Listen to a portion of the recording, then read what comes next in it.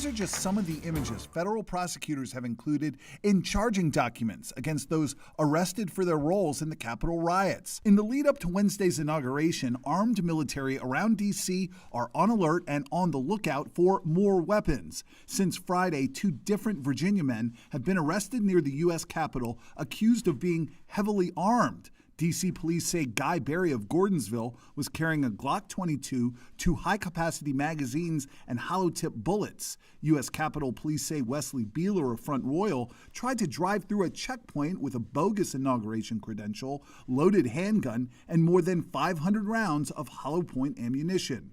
BEELER told WUSA 9 he simply made a mistake and forgot the guns and ammo was in his truck.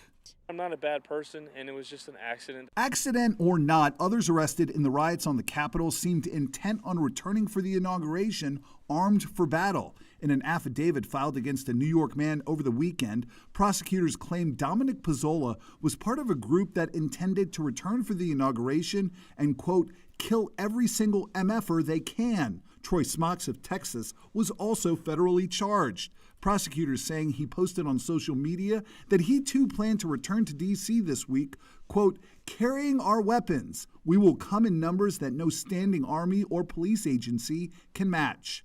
And Couy Griffin, a county commissioner from New Mexico who allegedly stormed the Capitol, brazenly told fellow commissioners just last Thursday that he planned to return for the inauguration packing. I've got a 357 single action, and I will embrace my Second Amendment. Griffin didn't get that chance. He was arrested in D.C. on Sunday.